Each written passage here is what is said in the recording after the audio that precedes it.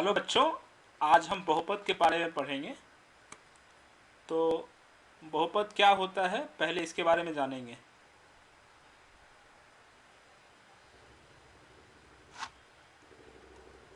तो बहुपद के बारे में आप पहले भी पढ़ चुके हैं। अ, बहुपद जैसे बहुत सारे पद अगर एक साथ आ जाएं तो उसको बहुपद कहते हैं। जैसे 2x 3 5x² ये सारे पद हैं। 3x³ ये सारे पद हैं और इनको एक साथ अगर लिख दिया जाए 2x³ + 3 + 5x², ऐसे अगर लिख दिया जाए तो ये बहुपद हो जाता है। बहुपद में ध्यान देने वाली बात ये होती है कि घात क्या होता है। जैसे द्विघात समीकरण बोलते हैं, द्विघात बहुपद बोलते हैं। तो द्विघात बहुपद का मतलब क्या होता है ये हम जानेंगे। तो जब एक घात होता है मतलब पावर एक होता है 2x + 3, मान लेते हैं ये अगर आपका दिया हुआ है तो इसका मैक्सिमम पावर जो है 1 है। तो 2x + 3 एक घात समीकरण है। यहीं पे 2x² + 3x + 5 दिया रहे तो इसमें जो मैक्सिमम पावर है वो 2 है।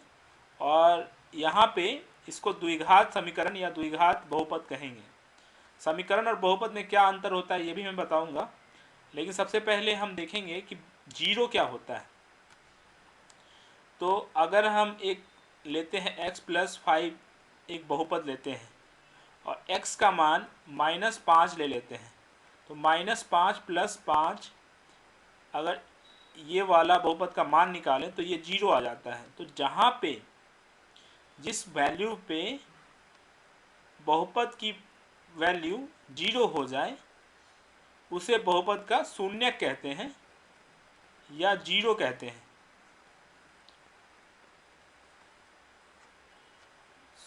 बहुपद का शून्यक।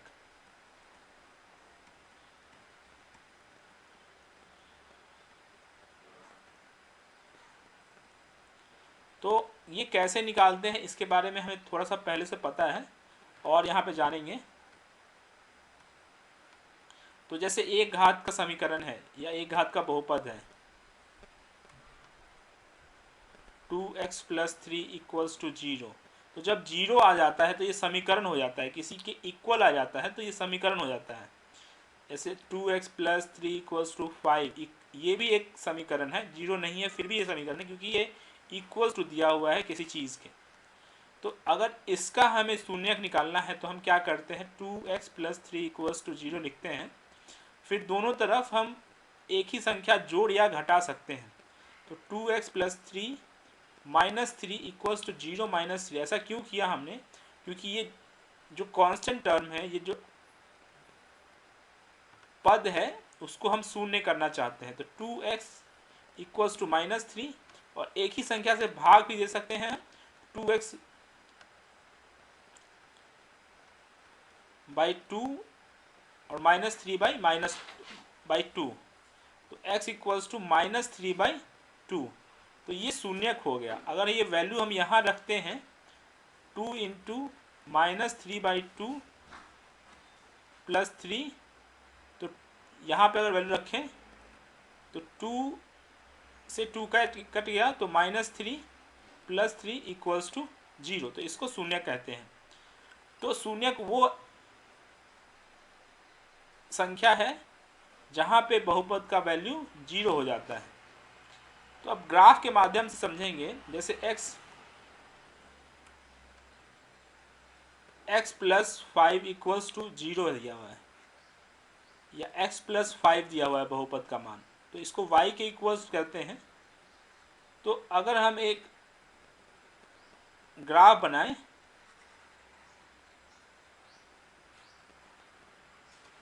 तो 3 पॉइंट लेते हैं, x के 3 पॉइंट और y के 3 पॉइंट।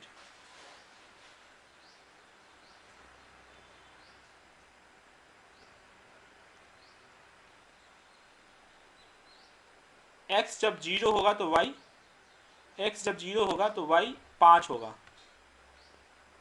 x जब 1 होगा तो x 1 + 5 y 6 होगा। x जब 2 होगा तो y 7 होगा।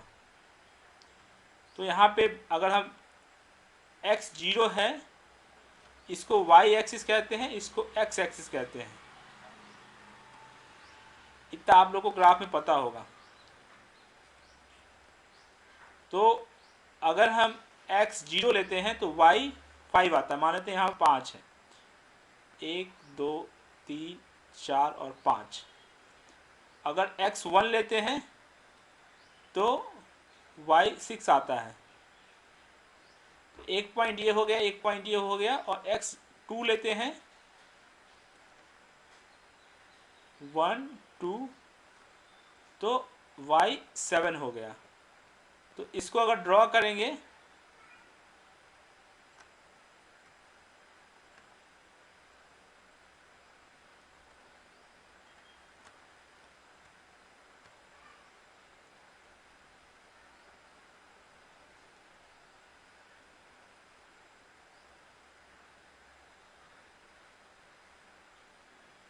तो कुछ एक स्ट्रेट लाइन सा आएगा।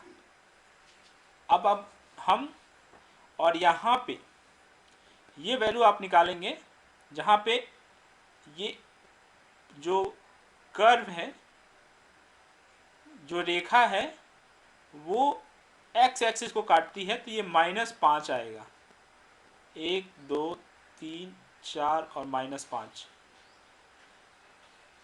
ठीक है। तो इसके अलावा अब हम द्विघात बहुपद के बारे में जानेंगे। द्विघात बहुपद क्या होता है? जिस बहुपद का पद 2 हो, यानी कि घात 2 हो, जैसे 2x² + 5x + 3, इसका जो घात है, मैक्सिमम पावर जो है वो 2 है, तो इसको द्विघात बहुपद कहते हैं। 3x² + 5x + 6, 2x + 5x² + 3, ये सारे के सारे द्विघात बहुपद के उदाहरण हैं। तो अब हम देखेंगे कि द्विघात बहुपद का ग्राफ कैसे बनाते हैं। तो द्विघात बहुपद का ग्राफ बनाने के लिए एक द्विघात बहुपद लेते हैं।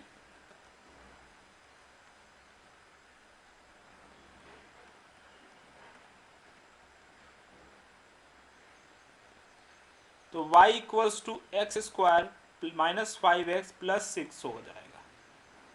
तो इसके 4 पॉइंट्स लेते हैं।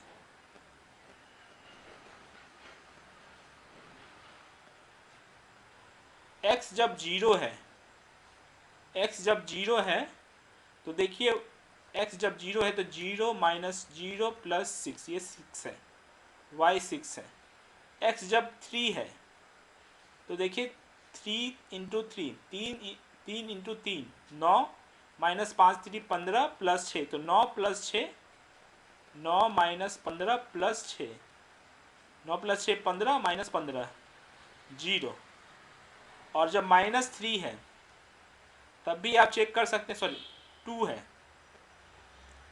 तब भी आप चेक कर सकते हैं। 2 × 2 4, -5 दूनी 10 + 6 0। और एक पे ले लेते हैं, 1 - 5 + 6 2। अब इसका ग्राफ ड्रॉ करेंगे।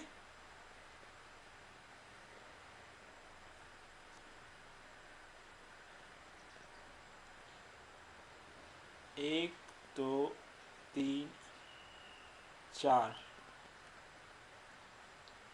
1 2 3 4 5 और 6। तो अगर हम 0 पे देखें तो ये 6 आ रहा है,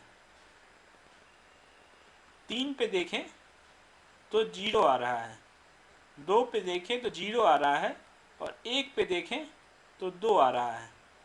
तो कुछ ऐसा ग्राफ बनेगा।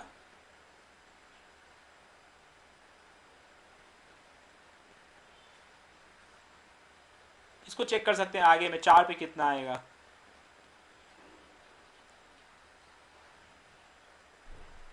4 चौक 16 और 6 22 और -20, इसकी वैल्यू 2 ही आएगी। इसको ज़रा स्मूथ भी कर सकते हैं।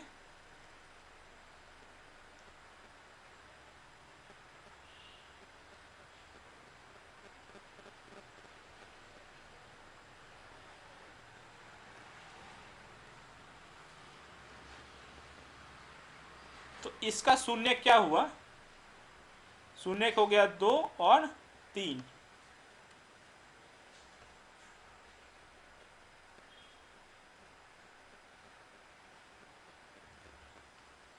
शून्य हो गया 2 और 3। जहां पे भी ये रेखाएं या ग्राफ या कर्व एक्स एक्सिस को मिलाती हैं, एक्स एक्सिस से मिलती हैं,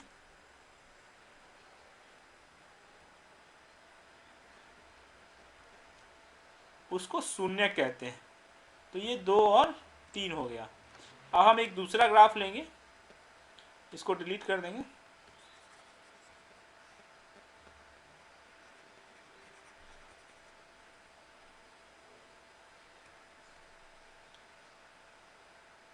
x square plus 3 y equals to x square plus 3। तो यहाँ पॉइंट्स लेंगे,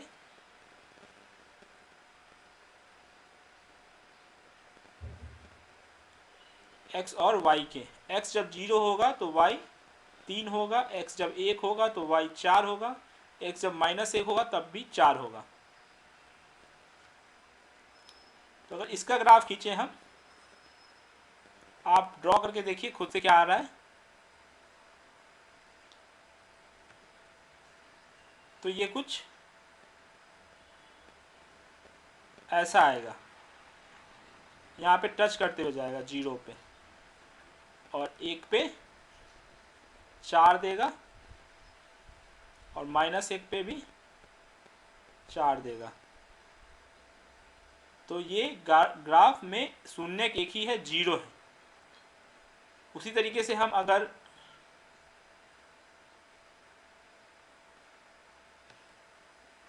सॉरी, इसका ग्राफ थोड़ा सा गड़बड़ हो गया था।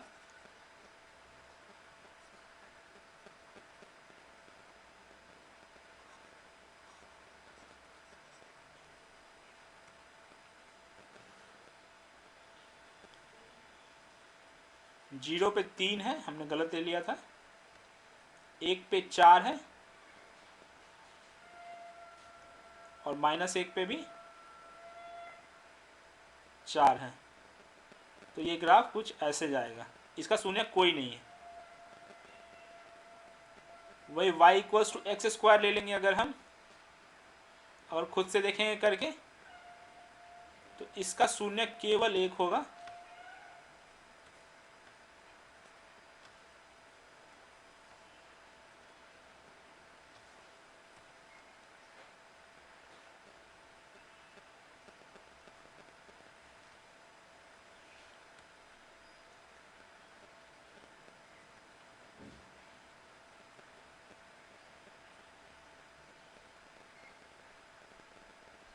केवल 0 होगा इसका शून्य। यहाँ पे शून्य कोई नहीं है, क्योंकि ये एक्स एक्सिस को कहीं भी टच नहीं करता है, और इसका शून्य केवल 1 है, और इसका शून्य 2 है। तो इन बातों को ध्यान में रख के हम आगे की क्लास फिर से करेंगे।